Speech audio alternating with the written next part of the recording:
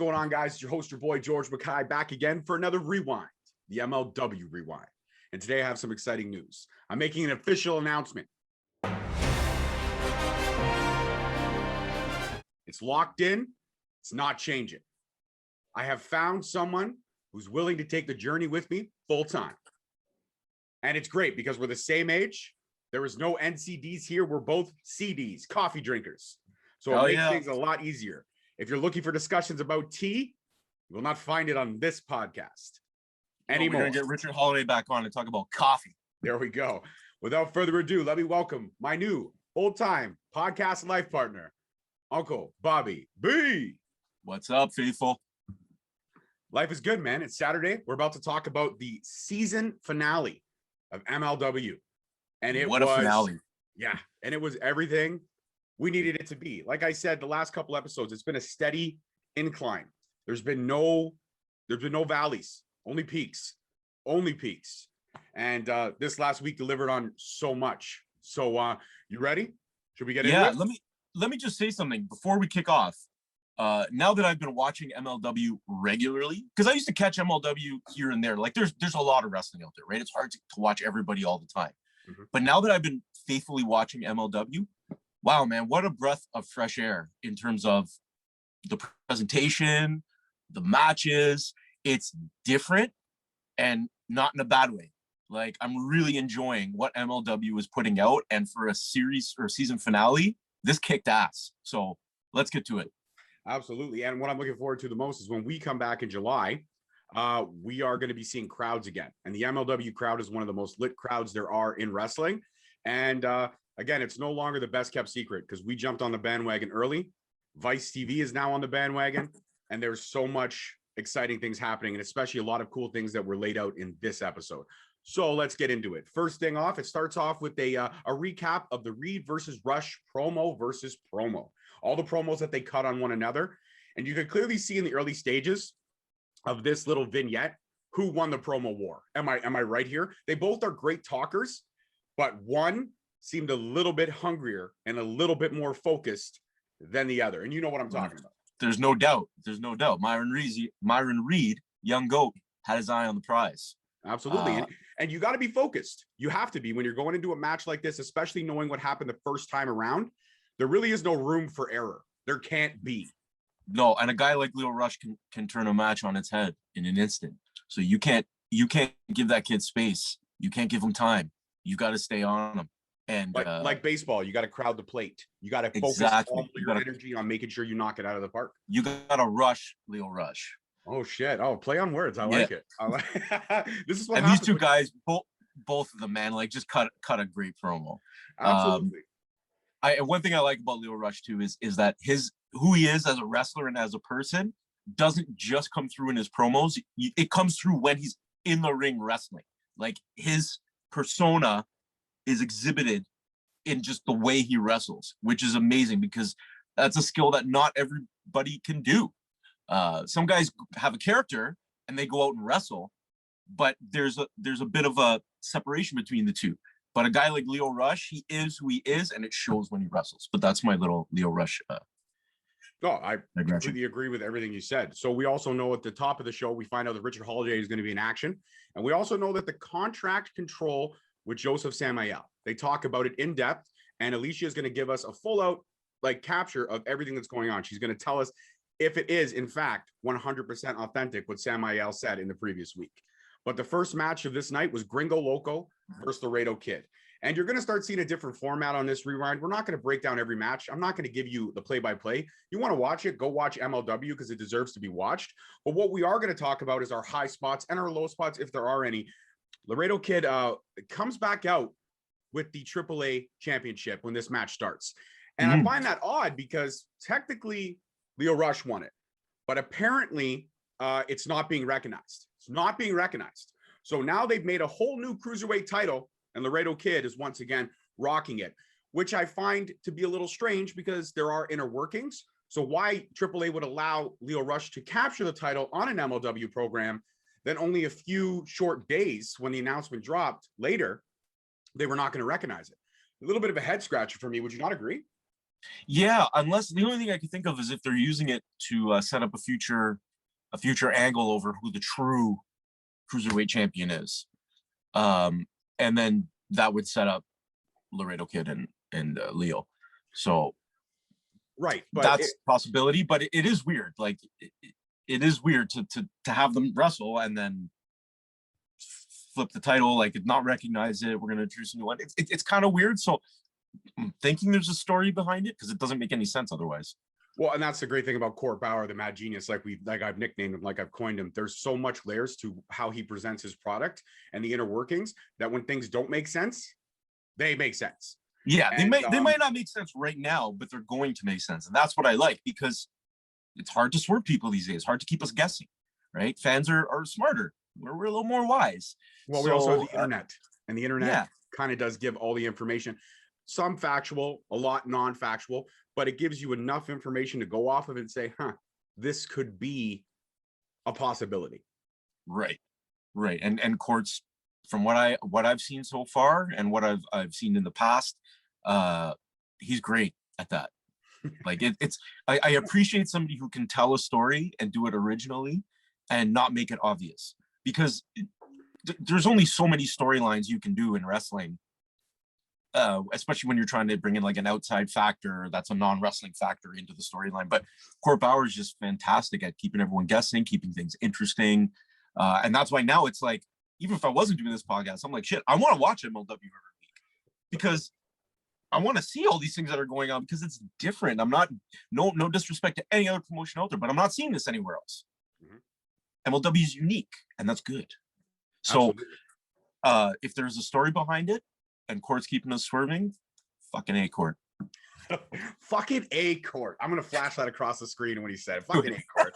We'll just keep it at the bottom of the screen. Breaking news. Fucking A, Court. Fucking A. So this match, a lot of speed. Gringo Loco, Laredo Kid can both go. Gringo Loco is a fantastic, for a big man. I love Gringo Loco. The way he can maneuver himself like a cruiserweight, like a luchador, it's something that's very unique and different in this business when you're trying to set yourself apart and find out who you are. Gringo Loco knows exactly who the fuck he is. Some impressive moves. The arm drag combos. Like this is, again, old school wrestling at its finest, but they were throwing out unique ways to have combos. Back flips into front flips. Arm drags, over arm drag, over arm drag. Like when you see Brock Lesnar do the 3-time German suplex, they were hooking arm drags, but keeping the arm drag hooked to do another. Yeah. That was very cool. And then, I mean, Laredo Kid, what can you say? The moonsault, picture perfect. Laredo Kid can literally hit that moonsault, probably one of the best moonsaults in the business. And if you don't know, go back and watch anything he's done in MLW or AAA. His moonsault is picture fucking perfect. He goes for a quick 2, but it doesn't land, unfortunately. And then we get caught by Loco. Loco actually catches him when he goes for the second moonsault in a crucifix slam. And that was impressive because that shows something that we haven't seen a lot from Gringo Loco, which is his power. We've seen his speed, we've seen his agility and his athleticism, but we've never, very rarely have we seen his power utilized fully. Like we've seen it here and there, but this was a moment where he just caught him and just, no, I'm not putting up with this shit anymore. I'm going to drop you on your fucking head. And yeah, he did. I like, excuse me, I'm a lucha guy. I love a good lucha match. So to watch these two guys go is fantastic. You can't help but love Gringo Loco, man. Like the dude, you look at him and like, no disrespect to him or his physical appearance, but you'd look at him and think like, well, this guy's not going to necessarily be doing the stuff he does, but he does. And he's got that, he's base god. He's got that low center of gravity. He's got that base and he uses his momentum and he's so good at it. And like you mentioned with those arm drags are a 2-person move. It only looks good if both guys are doing it precisely on point and on the right timing. And you could see these two guys, the flow they had, the timing, everything was so crisp. It's two guys who are masters of their craft. It was a really enjoyable match to watch. If you take it for what it is, you can't get any better than that. No, you can't. And that belly to belly suplex from the top rope for the win. It was like a Spanish fly kind of belly to belly. Yeah, it had aspects of both, but I'm just going to call it a straight belly to belly. But from the top rope, it was crisp and it was poetry in motion. And Laredo Kid gets the win. And you can't even be mad at that. The low spot for me was twice Loco seemed to be waiting on Kid to do the moves. There were 2 times where there was about a 5-6 second hold where I'm sitting there going, like, Loco's trying to balance on the ropes. Laredo Kid's trying to balance on the ropes and trying to maneuver over to get to Loco. So the low spot for me was that took me out of the match because I was waiting for the story to continue, where they had already built up this great flow. And then as they were doing these higher spots in the match, that took me out of it. And you know the 2 parts that I'm talking about, right? Yeah. And I mean, as good as these 2 guys are, and they are good, like to be able to pull off those crazy high rope walking and all that stuff with like absolute precision timing, you've got to be like Will Ospreay or something, or like Jushin Liger. You know what I mean? Like, no disrespect to those guys, they're amazing. But yeah, I get what you're saying. There was a couple times where it's like those, even just those 2-3 seconds, sometimes we're just like, they're just kind of setting up their spot, but it takes you out of the flow of the match. You know what I mean? So I absolutely get what you're saying. And you know, that's something that is pretty common in a lot of spot heavy matches. Right. You can see, like, if we're looking at some other guys, like maybe some younger guys of the buck variety, you'll see that kind of stuff happen too. So you know, it's not like other guys aren't doing the same thing. So that's what I mean when I say take it for what it is a lucha match and 2 guys putting on a great show. I personally tend to look past those kind of things, and I absolutely get you. Takes you out of the match a little bit, but I guess my perspective is I'm just kind of like, yeah, I know a big spot's coming and they're just trying not to kill each other in the process. So I just kind of look past it, but I understand what you mean. Right, but that's what we do on the Rewind here. We cut it straight, we cut it truthful. And I mean, when a moment like that pulls you away from what we like, when you've seen 7 great minutes and then minute 8 to 9 has these 2 10-second pauses or 5-second pauses, you're sitting there going, that's when you start checking your phone. That's when you start, okay, I'm going to go grab a glass of water because this is going to take 5 seconds. I can run over the tap, quickly fill her up, and then I'll be back and they'll still be hanging on the ropes. So my only thing is when you have guys of the caliber of that, I would expect timing to be worked out a little bit more beforehand. And again, when you look at the timing of how great those arm drag combos were, to have the timing like that, picture perfect, because like you said, it's a 2-man move. So to have the timing of those arm drag combos, the creativity that they showed in the first 2 or 3 minutes of just doing those arm drag combos, and then you go to these spots where we're sitting there, you see Loco going like this, and you see Kid being like, okay, I'm supposed to be a little bit more over. Hold on a second. And he's walking the ropes. I'm sitting there going, oh, I've already watched Joseph Gordon-Levitt walk a rope across 2 buildings. I don't need to watch you walk a rope across the Gringo Loco so you can hit a Hurricane Rana that I know you could have hit had you just maneuvered yourself 2 feet to the left. I mean, yeah, but would you rather, if it's a matter of them, like they're about to lose their balance and they got to take another second to steady themselves, would you rather them take that second to steady themselves, or would you rather them possibly fall and really fuck up the flow of the match? Okay, you know what? Let's get into this for a second, because I mean, if we're going to talk about botches, Botchomedia catches stuff like that all the time. Botchomedia's YouTube was removed, and then AEW. It happens. No, they're back now. Nobody's perfect. Nobody's perfect. Right. But we all make mistakes. Right, we do. But when it comes to a match like the speed that we were having and the caliber of match that we were having, those, for me, was something that took me out of it. So out of the great 9 or 10 minutes that we saw, there was 2 minutes where I was disappointed. I was like, this flow started off so sexy, and I knew these guys were going to put on a barn burner. And when it's the season finale, this is the time where you go for broke, because we're not going to see any MLW stuff for 2 months. July 10th. Right, July 10th. So 2 months, we're not going to see any MLW stuff. You want to leave the impression. So my impression, and probably most of the people out there's impression, is going to be, I like Gringo, I like Laredo. I just don't like them in the ring together. Fair enough. We can agree to disagree. Absolutely. And that's okay, because I'm not always going to agree with you. No, we've been friends for a long time, but doesn't mean we have to like what each other says all the fucking time. No, of course not. And there's a lot of AEW marks that probably watch this show, so there's going to be a lot of comments of heat when you put of the Young Buck persuasion. But hey, I love the Young Bucks. I'm a Young Buck fan, but I'm also objective. Like, sometimes their spots can be a little much, and it fucks up the flow of the match. Nothing against Young Bucks. I love them, but it's just the reality. I am not a Young Bucks fan. I appreciate their work ethic, but for me, when it comes to any tag team in AEW, you're probably an FTR guy. I've been an FTR guy when they were Dash and Dawson. I've went on wax. I actually did a whole episode in the early stages of Straight Talk saying FTR don't fuck FTR. You fucking FTR. You guys fucking suck because you're not recognizing the skill. Because I like that old school ground and pound style. It's that old school tag team, quick tags, lots of double team moves, lots of cut the ring in half, all that tag team specialists. You know, it's a very throwback 80s style. And everybody loves that. Who doesn't like a good throwback tag team style? I love it. And you know, and it's not like they can't do other things. I've seen Dawson do a 450 springboard. Remember that? Right. Yep. Right. So it's like they can. It's not like people think like, oh, you don't do these moves because you can't. No, a lot of guys can. That's just not their style. That's not how they want to express themselves in the ring. Mm-hmm. Right. Mm-hmm. So guys like Laredo Kid and Gringo Loco, they express themselves like mad. It's art. It's poetry in motion. And sometimes you make a spelling mistake. It happens. 100%. I make spelling mistakes all the time. At the beginning of the episode, I'm sitting there going, what the fuck did I write there? So we also mistakes daily. Yeah, that's why spell check is there. After this match, we get a recap of the missing Selena De La Renta, trying to figure out what's happening. And we're going to get a huge pop at the end of the show to kind of tie everything in together for there. But then we also get more highlights of Reed versus Rush 1, exactly how the match went down and how the match played out. And again, another 2 minutes just building. And I love how Court Bauer sometimes will just throw little sprinkles in there to remind you that, don't forget, at the end of the show, there's some big shit happening.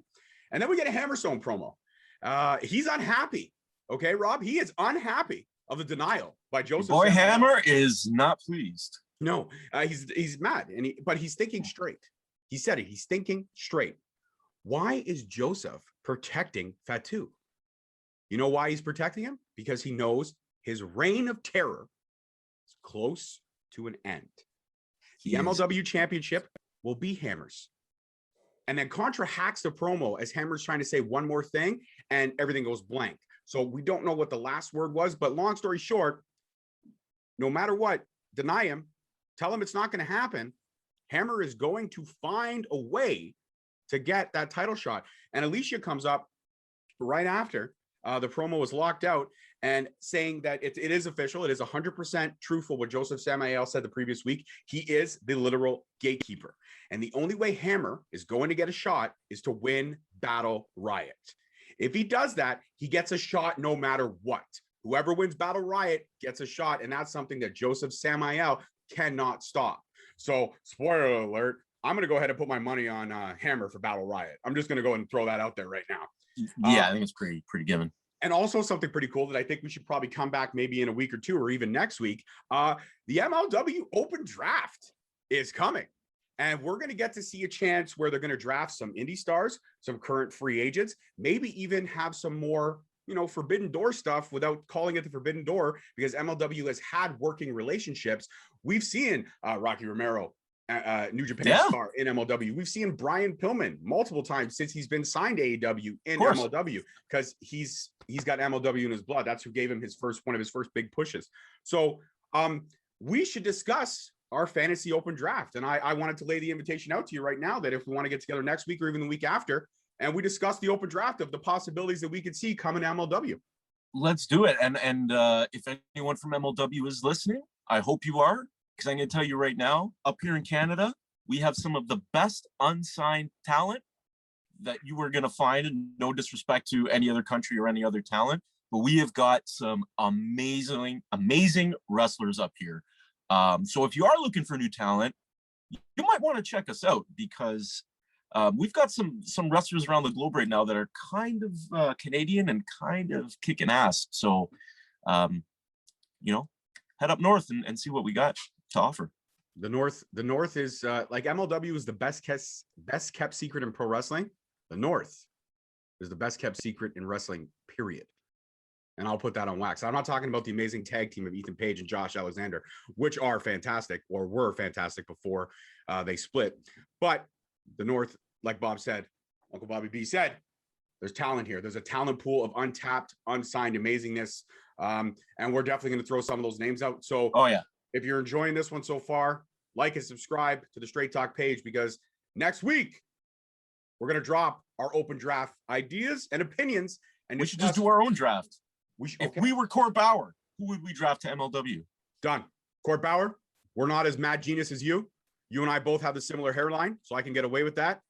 But we're going to do it. Next week, The MLW Rewind, open draft. If we were Corbauer, what would we do? First thing I would do is just sit in my office and have a big ass fucking stogie and a bottle of gin and look out my window and be like, gin. I'm amazing. Gin. Fuck you. I love gin. What this is like 1800s in like England? Who's drinking gin? I'm half Scottish, so UK blood runs through me, so I appreciate gin. Lad, your Scottish ancestry would be appalled.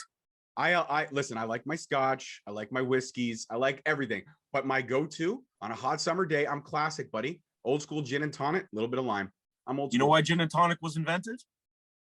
If you say panty dropper, I'm gonna drive to your house. No. You know how India was colonized by the United Kingdom or Great Britain, as however you want to call it? Yes. I forget that. I believe it might have been like malaria or something, or there was some sort of virus that tonic water has quinine in it, more so than it used to. It has less now, but the quinine was effective at fighting the virus. So the way to make that tonic water palatable was to mix it with gin. So gin and tonic was actually created as a medicinal drink. Well, then I've been medicinaling it up for years, okay? I'm medicinal every day. There you go. So now we get a Von Erich promo. Marshall and Ross. Marshall is congratulating Ross on the win, saying he really stepped up his game. Going to Japan was one of the best things that ever happened to him. Ross agreed it was the best thing that happened to his career. And Marshall didn't hold his weight. No excuses, but he's making a promise. Looks right at the camera, gets real intense, like the Von Erichs do. And he says, Lawler, July 10th, I'm coming for you. I'm coming for you. And I can't wait. I can't wait. Those two guys that can go, man. Yeah, and the feud has been great, and the feud has been great, much to the credit of, say what you want to say, but the feud has been great, much to the credit of the heel that is Filthy Tom Lawler. Dude, Tom Lawler is a gem, let me tell you. A guy like that who can come from outside of pro wrestling, but he gets pro wrestling. He gets the theatrics of it. He gets the pageantry and performance aspect of it. You can see he's got personality, right? Some guys can fight, but they don't have personality. Tom Lawler, he's got it. That dude is MLW really got themselves a gem with Tom Lawler, and they should do everything they can to hang on to him because that dude wrestles differently. He's convincing. He's got personality. He gets it. And I always enjoy watching him. He's fucking hilarious too. So yeah, can't go wrong with Filthy Tom. No, you can't. I loved everything that was the beautiful disaster that was Filthy Island. And I'm hoping in the next season, we go back to the island that is filthy, because all I could say is handing Guarini lube and saying, you may want this for the spam. That's a moment in time that I'll remember for the rest of my life. Don't forget those. No, you cannot. Guarini's face at the end. Huh? So match number 2, we get the Caribbean champion, Richard Holiday, and he's going at Ariel Dominguez.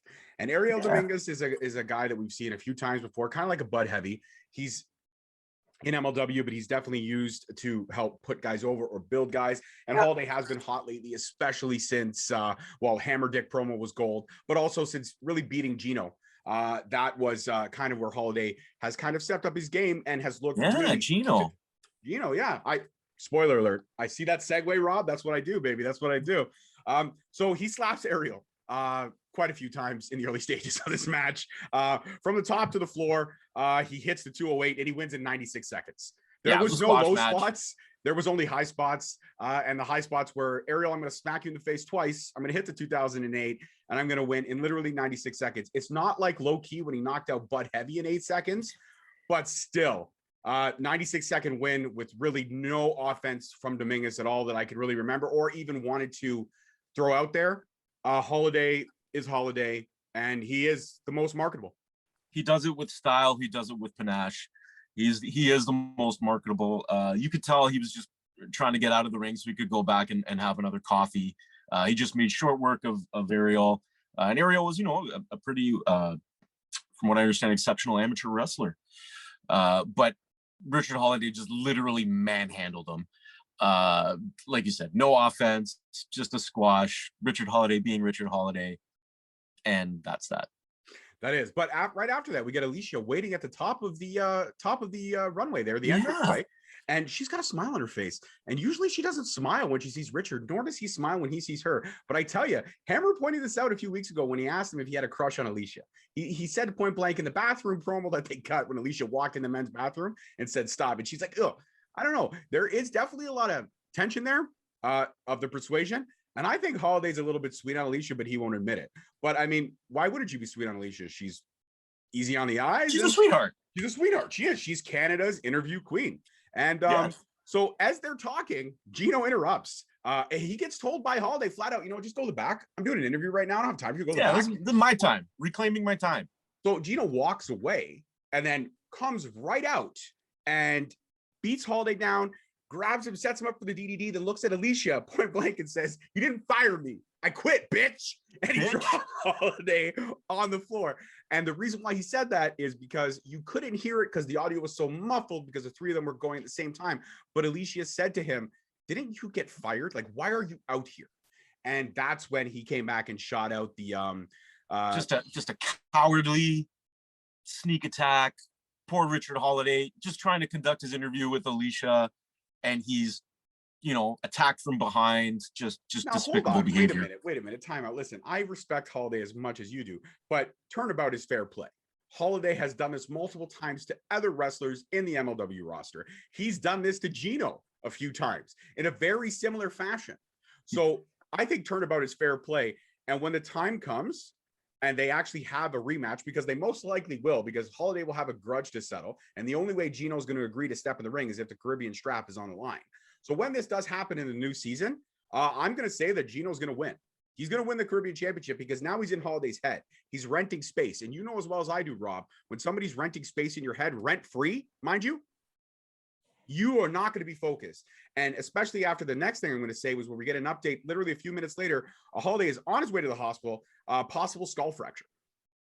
Because you're taking that DDT on that hardwood floor in the entranceway, and he's on his way to the hospital. Just a dastardly, unprovoked attack. Just terrible. I don't know how you can do that to most marketable. And you know what? He might lose the strap. He might lose the Caribbean strap, probably due to some outside interference or some cheating by Gino. But if that happens, that's fine because he's still the most marketable, and he can just move on to bigger and better titles that he can easily win. So, it's a win-win for Richard Holiday. I could not agree more, but I'm still going to put, listen, I love Richard Holiday. I am a consumer Nino. Okay. I have stated that on wax. I am a coffee drinker. I'm not an NCD. I'm not a special person like that. I didn't ride the short bus to school. Okay. I drink coffee proudly, but at the end of the day, I think Gino's due to wear some gold. And I think Gino is due to elevate a championship, much like Holiday has elevated this championship beyond where it was before, because it was a kept secret, Savio Vega's promotion. At the end of the day, I think Gino's going to win it. I do. Holiday will probably put up a good fight, but let Gino win just so he can go after, something else. That's probably the only way Gino's going to get the win. Holiday doesn't let anybody win. It's all part of a plan. Oh, okay. For a new coffee mug? Is that the plan? Really? For a new coffee mug? Well, the Dynastic coffee mug is fantastic. I mean, it's really unbreakable. But yeah, I mean, I'm just saying. Don't worry about Richard, okay? He's got this. He's got this. Doesn't matter if it's Caribbean title, could be the world title. Okay? Put Richard Holiday in against Jacob Fatu. He'll show him a thing or two. Listen, I appreciate everything you're saying, and we've had Richard on the show twice, and I hope he comes back a third time, because if he does, he'll be taking shots at me, and I'll be okay with that. But at the end of the day, there's no way that after this 2-year freaking slow build, and now we know that there's a way for Hammer to get that match, for us to get that match. Oh, that's happening. Sidestep him for Holiday right now. No, I'm not saying they're going to do that, okay? But if they did, Holiday would easily win, is all I'm saying. Let me take a sip of coffee and figure it out. Hold on a second. Okay. It's possible. Let's move on. Right. All right. Now, I'm going to do my best. I'm going to do my best. Bruce Buffer, Michael Buffer. Here we go. Well, I can. Let me try. Go. Let me try. Ladies and gentlemen, It's now time for the main event of the evening. The reigning, defending middleweight champion, the man of the hour, Lio Rush, versus the young goat, Myron Reed. For the thousands watching around the world and the millions that are also watching around the world because it's a pandemic. Let's get ready to rumble. Reed versus Rush 2 happening. Yep, sure is. And the high spots in the early stages of this match was amazing. I especially loved the mirror image both were doing. Lio moved left, Myron moved left. Lio moved right, Myron moved right. Lio went for a whatever you're doing, I'm on you. Exactly. And that showed right away that Myron was focused and he was in Leo's head early. Don't get me wrong. There was no one that was really getting a clear advantage. But again, Myron was rent-free in Leo's head. There's a lot of back and forth. And again, the mirror imaging showed how well these two know each other and how much Myron really studied exactly who the fuck Lio Rush is. Took the words out of my mouth. And that's good storytelling. I don't need to tell you that I've studied your every move and I know everything you're going to do, because when we got in the ring, you could see from the way we were wrestling that I studied and I know, and how well we know each other. And by the way the match was flowing in the back and forth, that's in-ring storytelling. You don't need to cut a promo to tell that kind of story. You just tell it as you're wrestling. And that's something these two guys just excel at. Myron Reed, I'll put Myron Reed over all day, because there's certain wrestlers that you can just look at them, you go, they get it. Like they got it. They get it and they got it. And Myron Reed is one of those cats. That dude, just sky's the limit for him, man. Absolutely. And a couple high spots for me was a sweet drop kick by Myron very early on. The speed was insane, and Reed countered everything that Rush was throwing out very early on. But that double guillotine leg drop from Reed, that's when the match turned and Reed started to gain a little bit of control. But the best was when Rush went for the moonsault off the apron. Reed ducked underneath, slides for the crossbody to the outside. That was insane. The combination and the speed and the timing that it took to do that, and counter after counter back and forth. Sweet double knees from Reed over the top on Rush. Like, how do you go over the top and land on your knees like your money makers? And that was that when he did he did like a diving crossbody, but then like when he hit the crossbody, he like turned and ended up like rolling out of it. And I was saying, well, what the fuck? I've never seen anyone do that. Because I thought I saw him do the crossbody, right? But then as he was coming down, I'm like, oh shit, he's gonna land badly. But he just rolled out of it. And I was like, fuck, that awareness is insane, dude. Oh, the ring IQ was definitely huge. All the training that he was doing with Calvin Tankman. So good. It really did. That reverse Hurricane Rana into the Spanish Fly was awesome. Oh. But Reed kicked out. And when Reed kicked out, stars in his eyes. Like, he looked like he got his bell rung a little bit on that one. And Leo couldn't fucking believe it. No, Leo couldn't believe it. But then Reed hits the cutter into the power slam on Rush. And then Rush kicks out. And I literally dropped my fucking beer on the floor, because I lost all consciousness at that point. I was so blacked into the match. I had my phone mounted on the wall and I was watching it in the shower this morning because I wanted to make sure I had it fresh before we started. And I was like, I had to stop and like dry my hands off so I could go rewind it to watch that part again, because I was just like, holy shit. Like, it's insane, man. I hope I don't creep any of these wrestlers out. I know I'm watching them while I'm like in the shower, but like, oh man, I'm telling you right now, this match, okay, any promotion in the world puts this match on a pay-per-view and I buy that pay-per-view, I got my money's worth from that match alone. Period. Well, what about the fact that multiple times Reed ducked Rush's clotheslines, but the second time later on that match, he hit that sweet enziguri, and then he actually tried to go for the cutter, but Rush caught him, and it, like, literally threw him into the ring post. That was impressive. Then Rush hit the final hour, and when Rush hits the final hour, usually it's game over. But Reed kicked out, and when he did, Rush's face was just, I can't. And then Rush was stupid. I will call this out. Lio Rush, if you ever watch this, you were stupid. You gave Myron way too much recovery time. At this point, you're trying to figure out what to do, and you gave him way too much recovery time. you went for another back dump that you just dropped the guy on his head from the back. He countered into the backdrop, and then he hits 5 cap splash, and it was over. It was that done. was it after the 5 cap splash. He hit the cap splash, which is a signature. He went into the 5 cap splash, and it was done. It was over. Tankman and Oliver come running out to congratulate Reed. He is now your new the only two-time MLW champion in history. That's on any strap. He's the only one to win it twice.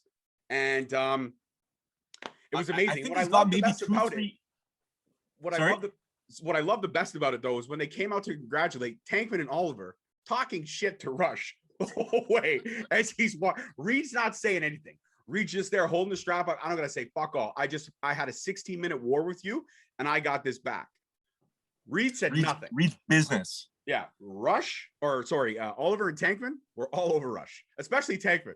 Tankman was a little salty, but I appreciated it. But I like it. And like that fits Jordan Oliver's character too. 100%. Like, and you know what? We watched it. The mini host was watching. Mrs. Host was watching. We were all watching that match.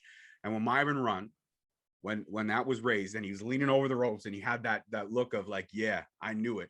I was so proud of someone who I'm honored to call my friend. Honored to call someone who is a colleague in his business with me that I've had the pleasure of having both on the mini host show and here on Rewind. And I always said, in the first match, I wanted Rush to win. And here's the reason why. Because if Rush won, I got this. I got Reed versus Rush 2. Of course. Which the sequel never outdoes the original. But in this particular case, the man of the hour was done. Rush hour was up and over. It was clear traffic moving across all major highways. And Myron Reed, the young GOAT, proved exactly why he is the young GOAT. And again, the age that he's at right now, he hasn't even reached his peak. There's nowhere near his ceiling. And he's got maybe 2 or 3 more years, and he's just gonna start calling himself. He's got to start calling himself the GOAT. Like, and you're not gonna be that young anymore. You're just gonna be the GOAT. But we can't disprove it at this point. That dude is. I'm all about that cat, man. He is mad talented, and we're definitely gonna be. I'm gonna be talking to like every promoter I know up here once we start running shows again. You got to get Myron Reed up here. There's so many local wrestlers I'd love to see Myron work with. We were discussing him before, Aiden Prince, like Myron and Aiden. I love to see Myron work, like even Josh Alexander. Like there's so many great wrestlers Myron could work with, and we got to get along with the whole MLW roster. We got to get all y'all up here. Absolutely. And you know what? There's really only one promotion that could probably pull that stuff together, and it's 3 syllables. Destiny. That's all I'm going to say. If you don't know what I'm talking about, Google it. Destiny. Yeah, George, get us some Reed happening in here. But I also want to mention, this was a great. I'm not one to worry too much about who's got titles.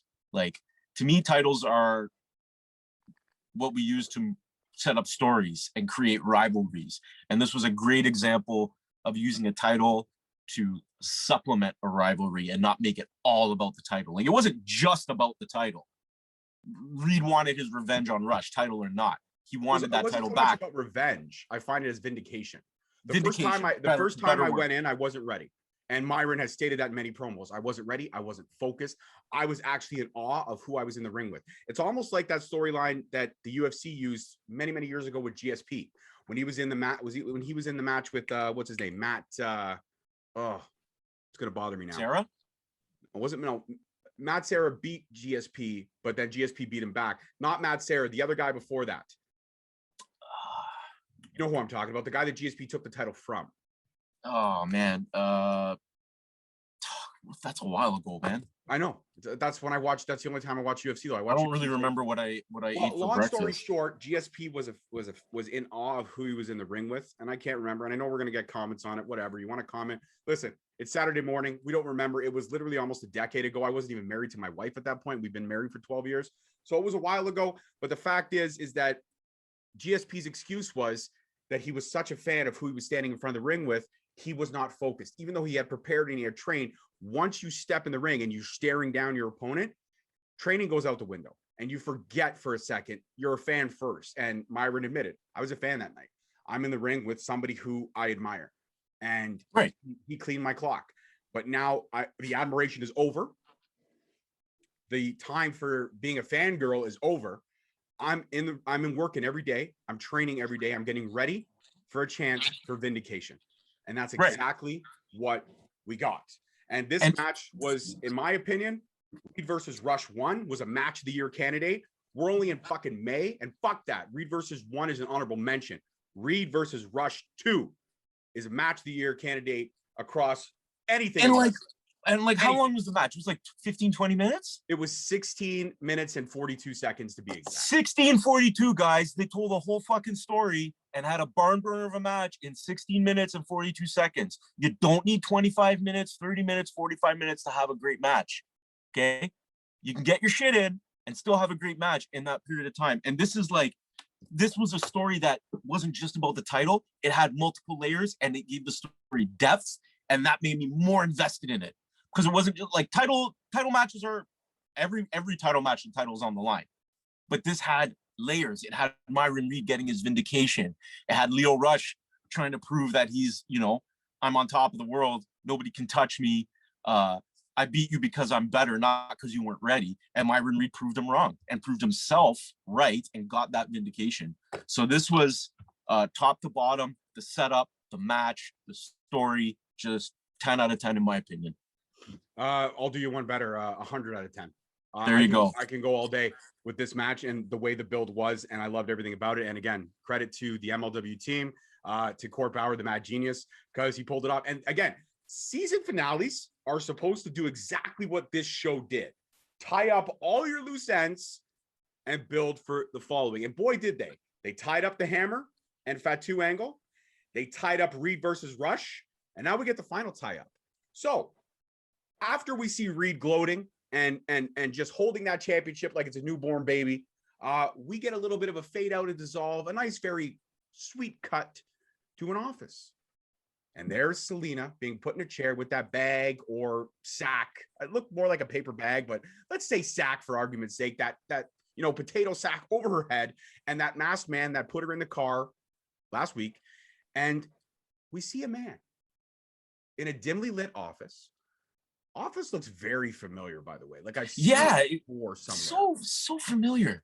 And he turns around in a red chair that I've seen so many times before. And wouldn't you know, I called it. I was wrong about who, but the connection I had made was right. So Rob, hear me out. Give me 2 minutes. No interruptions. Let me spill this out for you here. Let me teach the people a little something. A while back when Azteca Underground bought Promociones Dorado, and I started seeing the logo and I knew what was happening. It looked very reminiscent of a great promotion that I loved for a very long time. Made me fall in love with people like Thunder Rosa. Made me get a respect for Eddie Guerrero's daughter. Made me get a respect for Chavo Guerrero because it showed that he could still go, and made me appreciate Vampiro on commentary. And that promotion was Lucha Underground.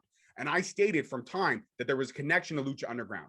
Now, I connected the dots wrong, but I was still kind of right in the connection basis. I assumed it was Vampiro because Vampiro was behind the scenes exec, but he wasn't the on-screen exec. He wasn't the face, the owner of Lucha Underground. It was one man. El Jefe is none other than the former on-camera owner of Lucha Underground, Dario Cuto. And you know what is great about all this is that he turned around in that similar red chair, in that similar office that we've seen so many times before. And he says to Selena, you failed. Not only him, you failed not only El Jefe, but you failed his believers. But he's building a new temple. And she will be sacrificed. Then the phone rings. That similar red phone that we've seen so many times before. We don't know who he's talking to on the other end, but he does his little, Dario Cuto laugh. And he says to the other person, don't worry. I'll see you in Philly, July 10th. And that's it. The show ends. So now we've tied up another storyline. We now know who El Jefe is, and he's building a new temple. And this is the only way I see this going, Rob. So give me 60 seconds on the clock right now, time me, because I'm gonna teach you people everything they need to know in exactly a minute.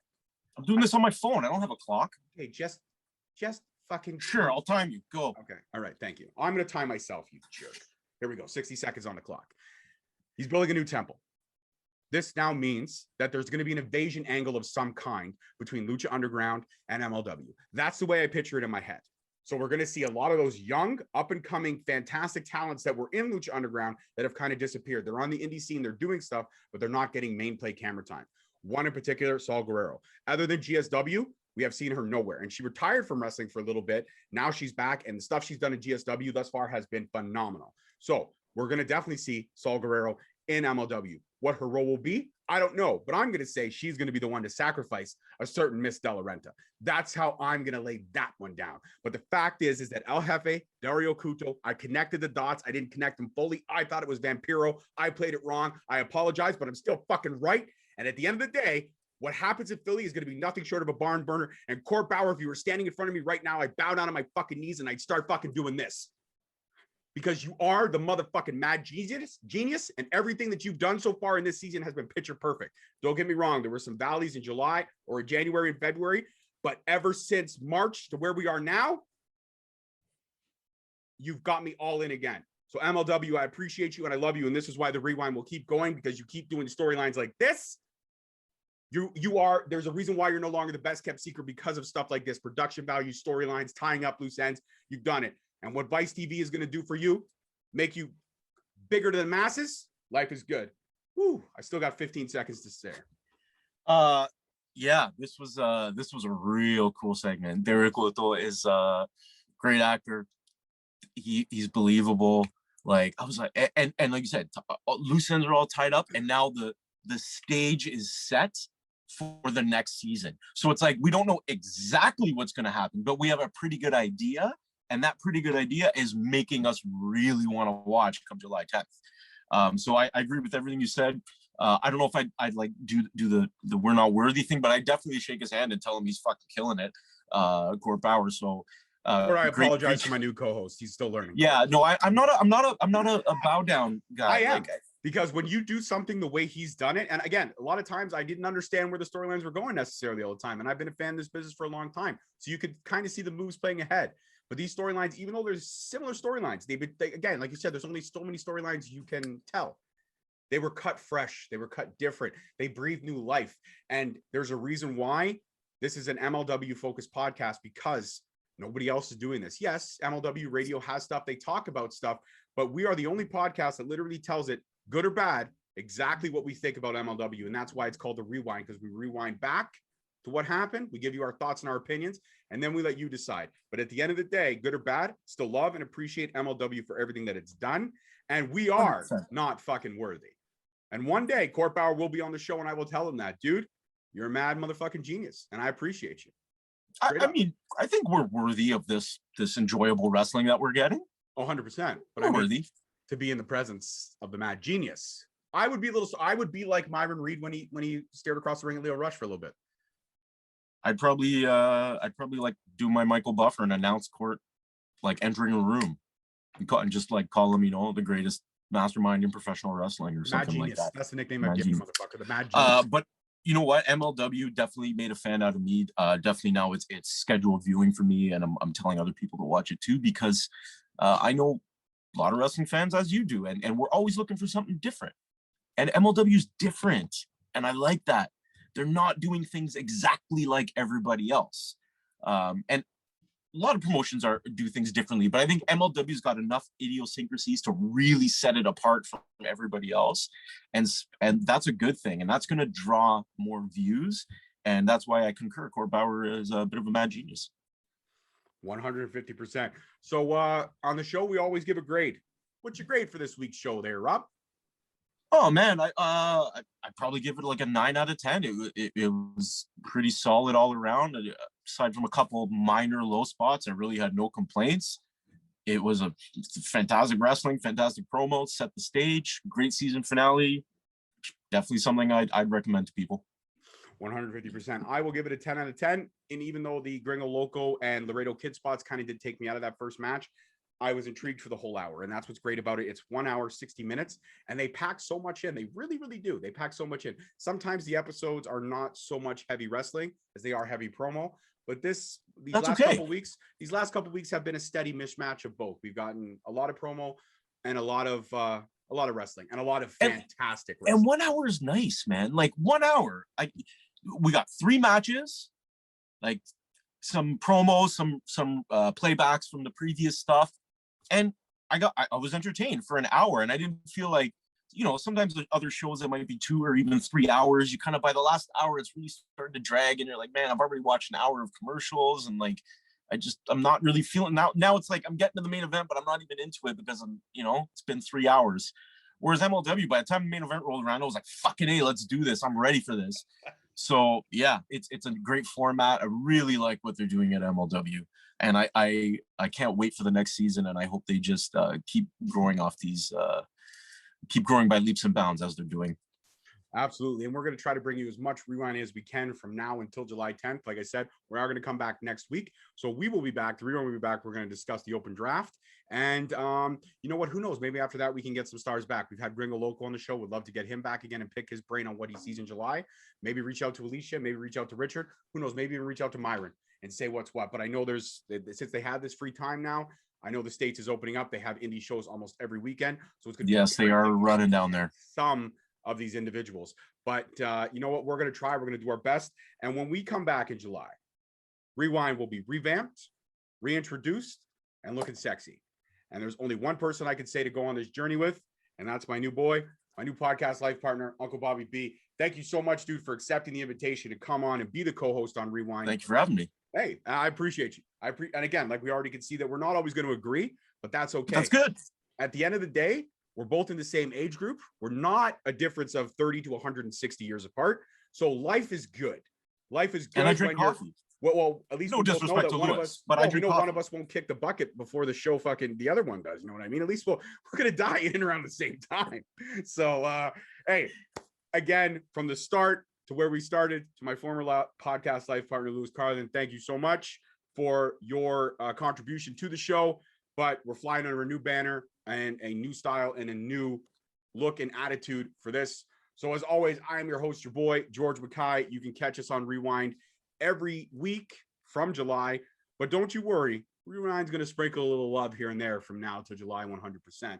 And Rob, before you go, shout out your socials for the people. Let them know where they can find you and hook up with you to discuss all things MLW or other shit, whatever they want. Oh, that's easy peasy. You can catch me on Instagram at the real Uncle Bobby B, because there's a lot of fake ones out there, and I had to claim that, the real moniker. So yeah, hit me up. You ever want to chat MLW? I'm your guy. George is your guy.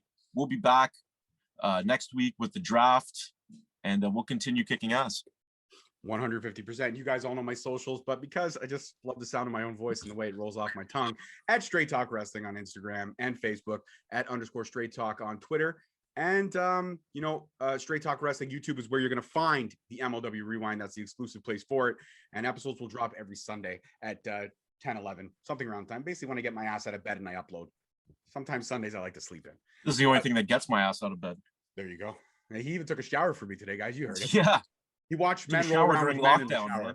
No judgment. I've just been like not even bathing. Like I don't have to see anybody. How am I gonna waste the water? That's it. Got to conserve the water. Got to conserve it. 150%. No, I'm kidding. I bathe. All right. We get it. All right. We don't want to discuss your hygiene. Well, all right, guys. All right, guys. That's it for this one. Don't forget to tune in next week for the draft. As always, I am your host, your boy, George Mackay, and my new co-host officially announced in the can, Uncle Bobby B. We'll see you guys next time. Peace. Take it easy.